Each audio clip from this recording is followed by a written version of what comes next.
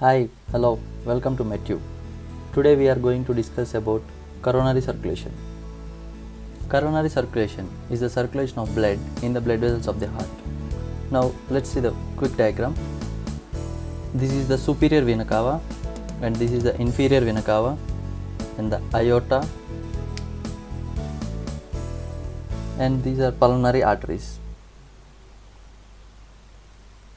Coronary arteries arise from left and right sinuses of aortic root, distal to the aortic wall.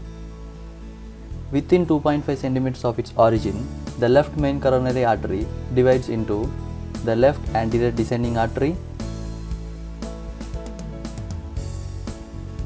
and the left circumflex artery, which runs posterior to the heart, shown in the dotted lines. And then let's draw the right coronary artery on the right side of the heart that supplies blood to the sinoatrial node through a small branch called the nodal branch.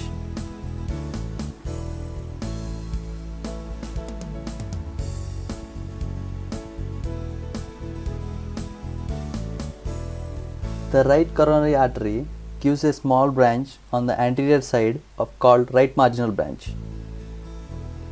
The right coronary artery runs posterior to the heart and forms posterior descending artery that supplies blood to the atrioventricular node.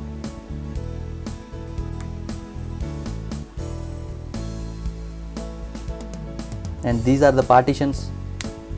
We divide the heart into 4 chambers. Now let's start with the left coronary artery branches. Now first we draw 4 chambers of the heart. Right atrium, left atrium, right ventricle and the left ventricle.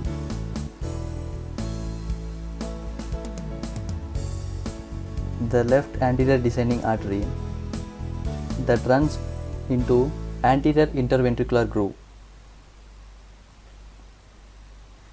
which gives branches to supply to the anterior part of septum and the anterior, lateral and apical walls of left ventricle.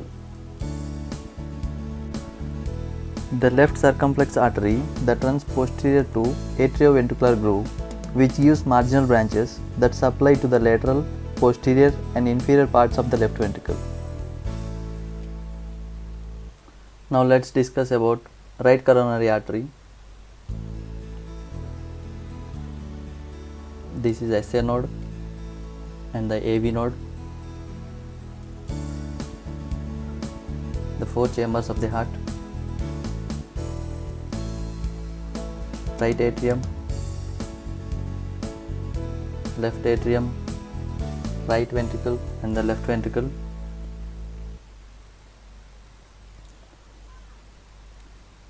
The right coronary artery that runs in right atrioventricular groove, giving branches that supply to right atrium, right ventricle and inferior posterior parts of left ventricle.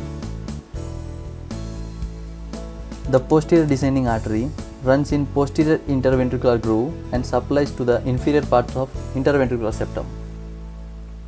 Do you know what physiological changes happen if there is an occlusion of the coronary arteries? Let's discuss about it now. There is a proximal occlusion of right coronary artery. It often results in sinus bradycardia and may also cause AV block. And if there is an abrupt occlusion of right coronary artery due to coronary thrombosis, results in infraction of inferior part of left ventricle and often in the right ventricle. If there is an abrupt occlusion of left anterior descending artery or left circumflex artery, causes infraction in corresponding regions of the left ventricle. Occlusion in left main coronary artery is usually fatal.